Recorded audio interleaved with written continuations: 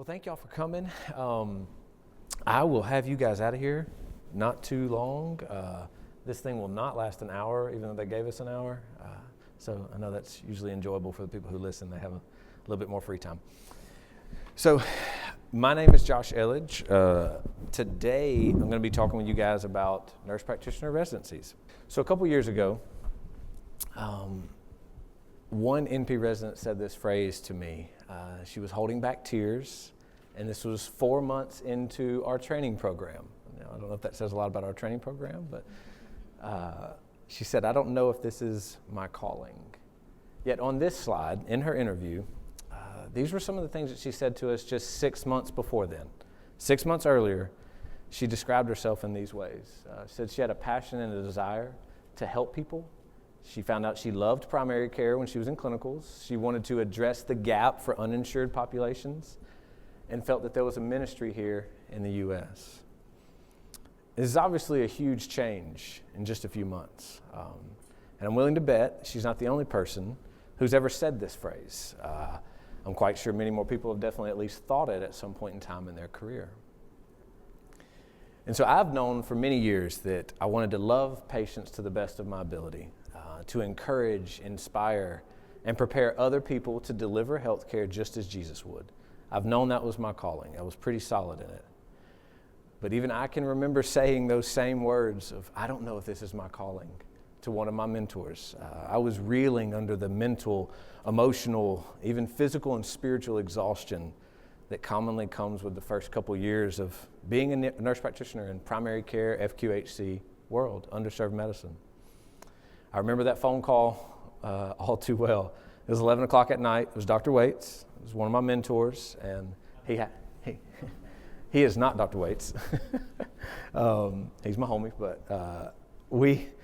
I look back on that conversation with a good amount of thanksgiving. I don't exactly know why I know he's still up. He hardly sleeps, but I don't know why he answered the phone. I think the Holy Spirit had a plan for that conversation.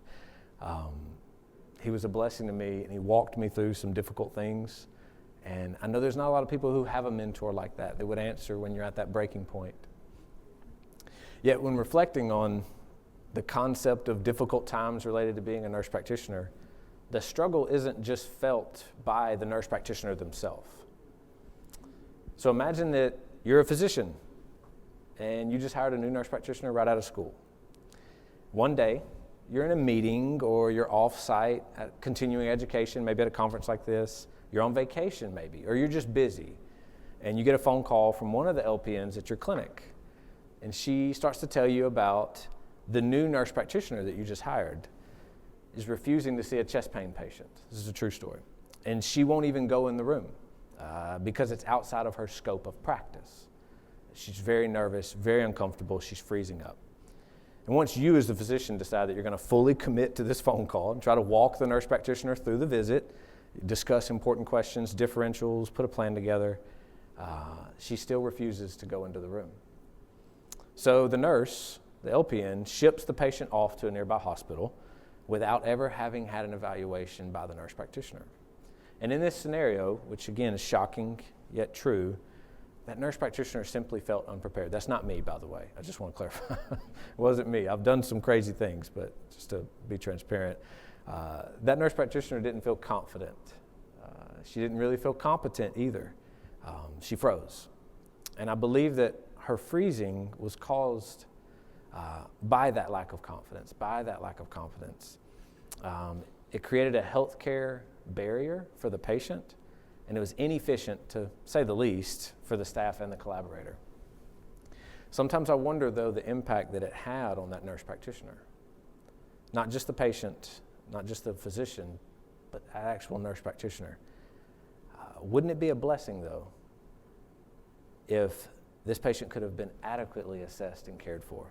Many people in our profession believe that health care, it should be a right, not a privilege, right? We hear that phrase frequently.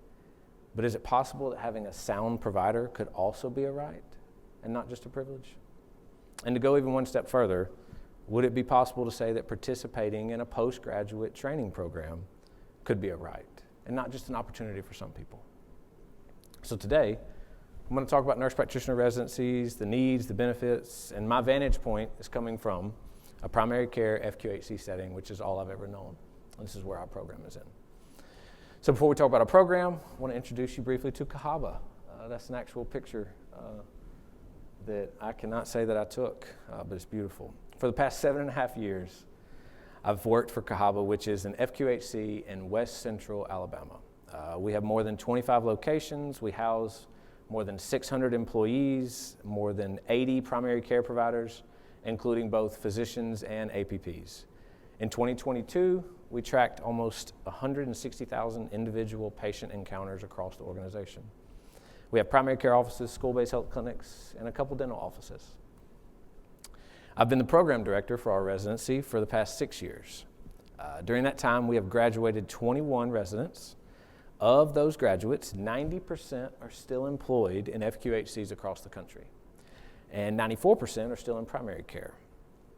That's something we're obviously excited about. 16 of our 21 graduates are actually still with Cahaba, which is something saying a good bit, and something we're actually really thankful for. In 2022, our program sat for accreditation through the Consortium for Advanced Practice Providers, and in July of that year, we were approved. Our program is 15 months in length.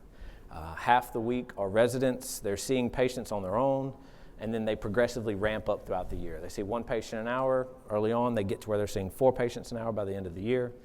The rest of the week, they're rotating through shadowing rotations, precepted clinics, specialty rotations like diabetes, wound care, OBGYN clinics, and then about 1 half day per week, we do didactics.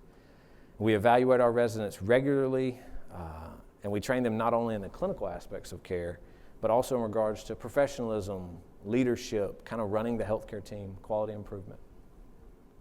So discussing some of the needs for residencies, anyone who's ever worked in a safety net setting, which I'd be curious, how many of you guys are affiliated with FQHCs, I think?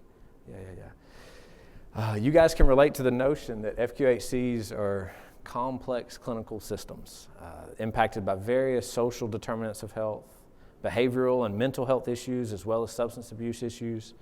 And this is amidst the already vast breadth of primary care, which in regards to primary care, it's been stated that each year it seems that the patient presentations are becoming increasingly more complex. It just feels that way, at least. To also compound the new grad struggle is this trend, I was just talking with the previous speaker, I forgot his name, of a quicker transition from the NP role to the NP role from the RN role. You know, some people are even circumventing the RN role altogether.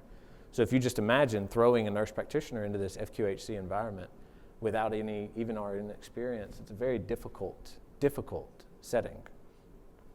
So in 2017, a study of the Massachusetts Coalition of Nurse Practitioners found that upon graduation, half of the NPs surveyed, they expressed a skills gap, and almost 70% said they just didn't have enough knowledge.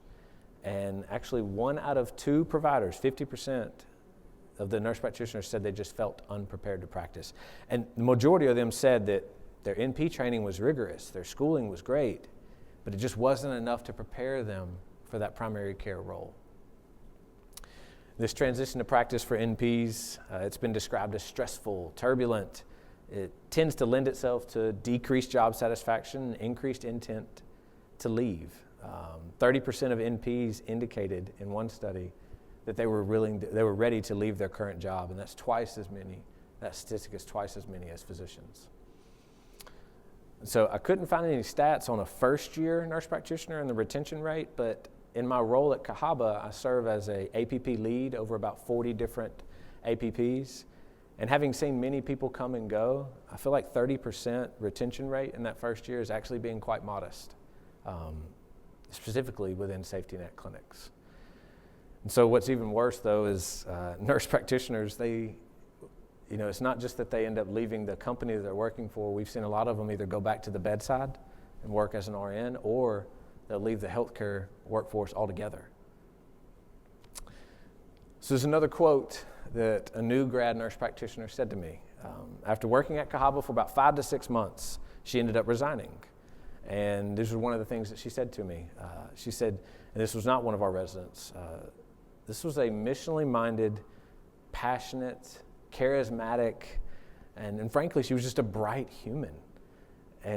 But she told me she could not figure out how to make this practice as an NP work with outside responsibilities, outside callings, outside of work obligations. And I'm not saying that FQHC, underserved medicine, was her calling. I'm not, purporting that, but her struggle and then her subsequent exodus highlighted a different vantage point. Specifically, the need to not only learn medical knowledge, but to also get used to that NP role, the professionalism, the leadership, which many of you guys know is quite different than the RN role. And for her stress was not, it was about more than just good medical decision making. It was about balancing everything in her life. And so to this point, our chief medical officer, Dr. Lacey Smith, I didn't get a picture up here, she would kill me. She elaborated on this surprising gap in professionalism in a second year NP.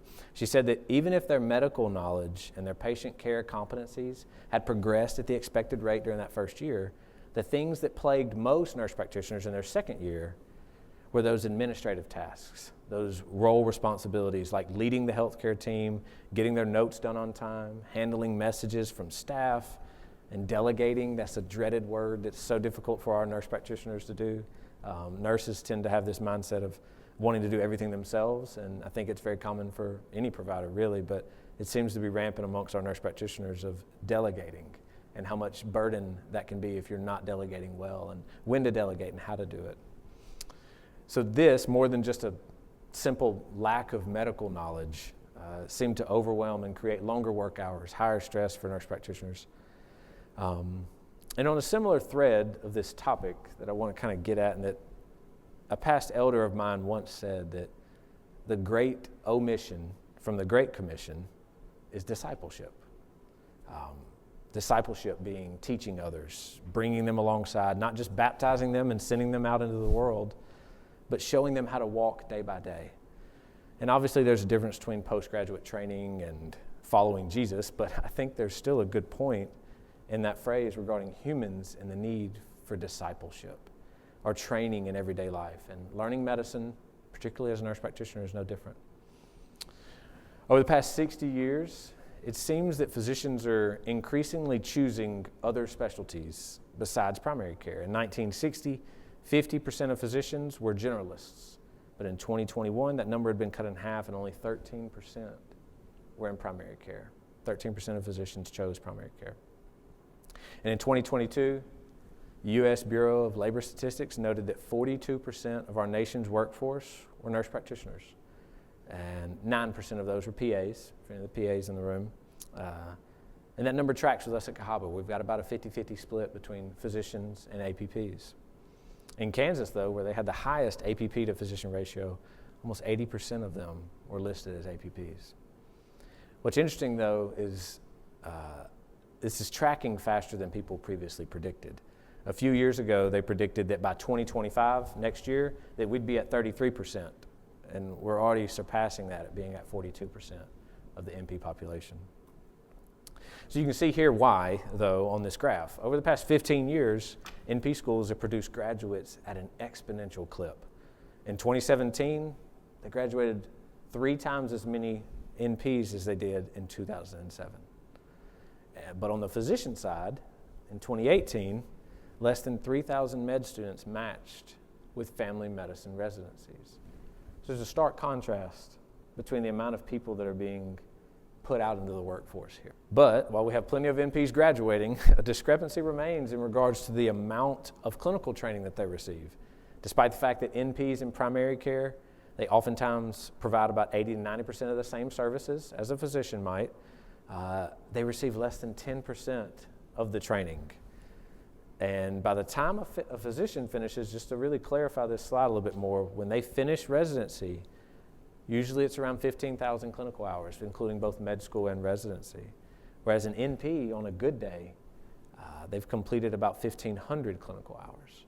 Whereas when I went through NP school, they only required us to complete 750 clinical hours in the role of a nurse practitioner. Yeah, I had an RN degree and I had a few years of experience, but there's a different role and there's a different wearing of a hat that goes on in that role.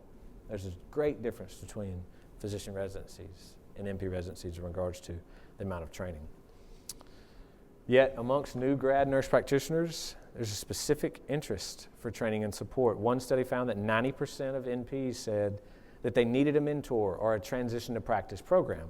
And 85% said that if there had been one available, they would have applied and they would have gone through it. So there's obviously a desire for more training amongst NPs, at least in this one study. And legislative funding hasn't really caught up with this discrepancy yet. It's a big issue. Prior to some recent HRSA grants, funding for postgraduate NP training programs was non-existent. HRSA's given out two grants over the past few, two 4-year grants over the past few years, and Cahaba's been blessed to be able to be a part of it. But even these grants are limited. They end up being canceled at the end of 4 years, potentially expected to be renewed. And this is different than family medicine residency programs, physician programs where they have a storied funding history and they've even integrated themselves into Medicare law so that their funding is going to be continuous. So do NP residencies actually work? What does the literature say? While I think many of us would not necessarily argue against their benefit, I thought it'd be helpful to still look at what the literature actually has out there. Not just the benefit to the resident, but to the organization that's hosting the resident. So in 2022, a landmark study was published analyzing the data from the 2018 National Sample Survey of Registered Nurses. Of the 75,000 primary care nurse practitioners that were studied, 10% had completed some form of postgraduate training. So they wanted to determine, if it was possible, the impact of completing a residency by comparing those who did not complete a residency with those who did. And what they found was interesting. Of the many things that this study found, I'm just going to list the 7 that I thought were at least the most important. 7 statistically significant benefits associated with NP residencies. So there was a higher likeliness, I hope that you can actually read that, forgive the small print, higher likeliness to serve the underserved, low-income, minority populations amongst those who went through NP residencies. They demonstrated a higher confidence when it came to functioning in that independent or autonomous practice role, which 75% of the respondents in this study were in moderate to high restrictive states where they don't actually have a lot of independent practice opportunities, but yet they felt far more confident than those who had not gone through a residency to be independent practitioners. Residency-trained NPs were more likely to have their own patient panel, and their panels were found to be 85% larger in number than non-residency trained NPs. They noted a higher confidence in regards to interprofessional collaboration, such as leading the MAs and their teams, as well as working with doctors. And last, but certainly not least, they had a higher job satisfaction and a lower intent to leave their current practice. This study is just one of the many that are outlining the well-documented benefits of NP residencies. And this slide was created by Jason Stevens. It's very busy, but we're going to run through a few more of these statistics. Within our company at Cahaba, we've noticed a 23% higher retention rate when compared to non-residency trained APPs. One study showed that a 12-month VA fellowship or residency noted that their residents demonstrated a readiness to practice and being able to practice without supervision in all of their competencies by the end of the program. And another residency program that was from an ICU, this program director was discussing her experience, and she said that the NP resident far exceeded most new hires who simply completed on-the-job training. She thought that it was due to enhanced clinical judgment, which she said was above and beyond other more experienced, seasoned providers. So this NP resident was functioning above more experienced, seasoned providers just by going through that residency, it seemed. Another core outcome noted in the literature was improved communication, improved collaboration. And to this point, our CEO, Dr. Waits, he's been training physicians for almost 20 years, and he regularly vents to me on the importance of the entrustment to give a good report, collaborating between different healthcare providers and getting to the point quickly and making sure you have all the important facts needed. It's definitely a skill that doesn't come naturally for some, and a residency has been known to improve that. In regards to leadership positions, 1 in 5 residency graduates were found to be involved in or starting a nurse practitioner residency themselves, and they want to train other people. They want to give back. They want leadership roles, is what we're seeing. And finally, quoting one of our alumni, the camaraderie and community that she experienced amongst her cohort when she was actually going through the pandemic. She said that was the number one benefit that she enjoyed during her residency program, which proves that community within a residency can be a protective factor against burnout, especially during tumultuous times. So these benefits weren't just noticed by nurse practitioners themselves. One 2021 study surveyed 88 program directors, and they listed and ranked the benefits that residencies had on their organization. You can see them right here. Increased competence, increased confidence, better recruitment for the organization, again, communication and collaboration, retention, and enhanced clinical judgment. And these were the program directors that were noting this. And mentorship. I added this slide. I wanted to give it just its own slide because what I found in the literature was this is one of the highest rated attractions and desires for newly graduated nurse practitioners. Mentorship, which is, of course, naturally ingrained in a residency structure, has been one of the most, for me, emotionally, spiritually, and professionally rewarding aspects of my time as an NP and as a program director, being able to mentor other people. So this is a quote from one of our anonymous annual alumni surveys. Try to say that 3 times fast. After seeing other APPs enter Cahaba without the residency, I feel there is a noticeable difference in burnout, systems navigation, and expectation. And that's a heavy sentence for me. It means that residencies are helping people transition, and they practice with confidence early on. Our CEO has joked that he wishes all of our new hire APPs would go through the NP residency that we have. As we already noted, retention and recruitment were major benefits to a company with an NP residency, but it's worth noting that the cost of recruiting and training a new employee costs just as much as that position's annual salary if you were to lose one. And so what I mean is you can just imagine the annual cost for an NP. And I even saw some statistics that said it could be up to 1.5 to 2 times as much just to refill that position once you lose one. So the retention that is decreased through NP residencies ends up being a major benefit to the company. And here at Cahaba, like I was telling you guys earlier, over the past 5 years, or actually 6 years now since our program started, of the graduates who stayed with us, 85% of them are still with us. 85. So what CEO would not want to hear this, hear an employee say this to them about burnout protection? Residencies give you the skills that you need to survive with longevity in community health, because I'm now nearing my 5th year of practice and I'm still here. That was from a study in 2022. Here's another quote, a little bit longer, but a different 2022 study talking about professionalism and leadership. I think nurse practitioner postgraduate training programs allow us to be part of conversations regarding advocacy and how we can ensure that we're all providing high quality service for our patients. As a graduate of the residency, I continue to have an impact, not just on one-to-one 15-minute patient appointments, but on the larger conversation. Increased diversity in the workforce, leadership in nursing, making sure that we have advocacy in nursing, making sure we're present so that our patients understand that we provide high-quality services, and then ensuring that the next generation of NPs don't get eaten by the wolves. I think this will probably be my last quote from that same study. During the residency, I had a chance to see best practice, and I can echo this with the company that I work for. Because of the residency, I'm now a change agent. I'm going to continue to be a change agent.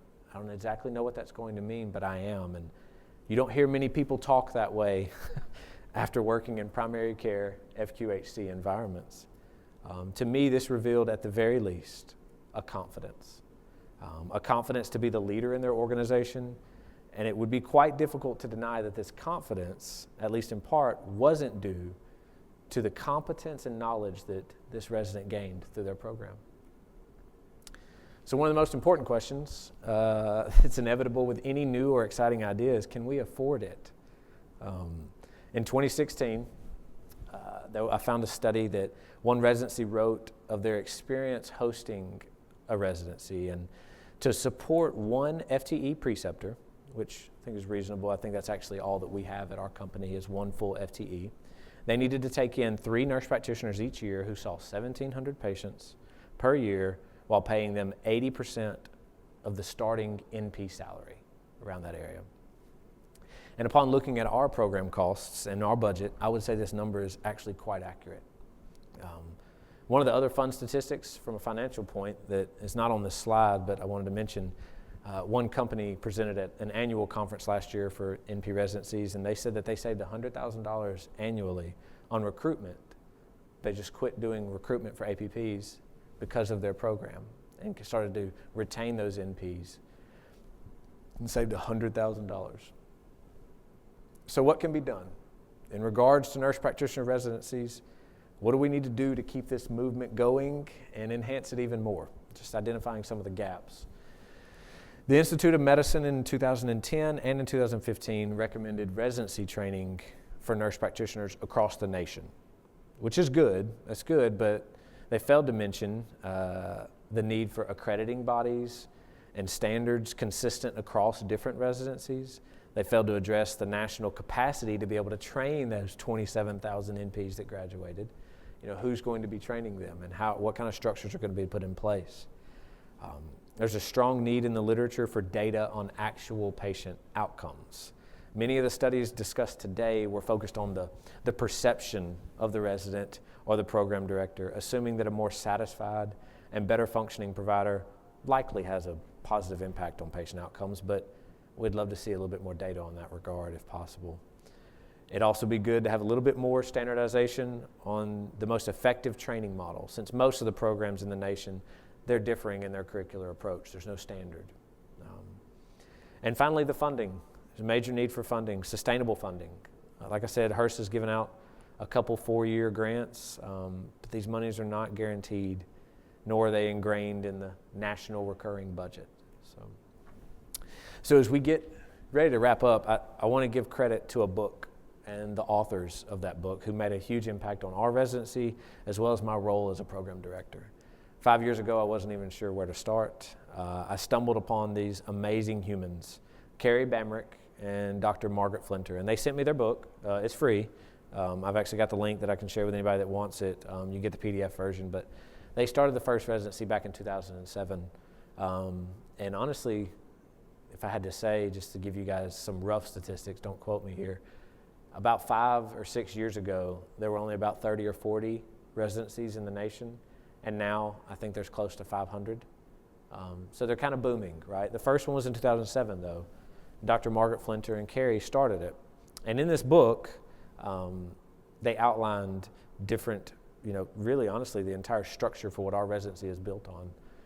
Came from this book. They talk a lot about financial considerations, lobbying with key organizational stakeholders. I would highly recommend it to anybody who's interested in starting one. So I'll leave you guys with this thought. Our program goals are to equip, educate, inspire, cultivate, and support. And I can't help but think how many well-qualified, passionate, mission-minded nurse practitioners, or even PAs, if they had the equipping, the support, the inspiration, the cultivation of their skills, if they had a postgraduate training program, how many more would still be in the workforce? How many more would be faithfully and competently serving their communities, living out their calling, making healthcare equity, making healthcare justice, making those things a more close reality?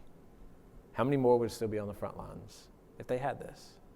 Well, amen. I appreciate y'all's questions, and Joe, appreciate you showing support. And if I can pray for y'all, I'd love to do that. And I'll try to keep it to 3 points in about 10 minutes. It's a joke. Just kidding. So, Father, thank you. Thank you that we can access your throne of grace in our time of need, and that was afforded to us through Jesus. That we could even come right now and access your love, receive your love, sit in awe of your love and your mercy and your presence, and your characteristics, Father, your traits. that we can learn those and, again, source from those as our source of strength, and you being our strong tower. God, we worship you. I pray you'd bless each one of the ones that were here today and that graced me with a chance to listen. God, and thank you for their questions. I thank you for what you're doing in their life, that you have a plan and a purpose and a specific use of their talents and their gifts. And God, I pray that that would be magnified, that their gifts would be encouraged and magnified in whatever capacity they are serving in, that they would find greater resilience, they would find greater strength, they would mount up like wings on eagles, and they would run and not grow weary, they would walk and not grow faint in whatever their calling is, and provide their needs according to your riches and glory in Christ Jesus. You said that you've already done that, and we receive that. Father, just bring peace to them in their travels today and safety. In Jesus' name, amen. Thank y'all.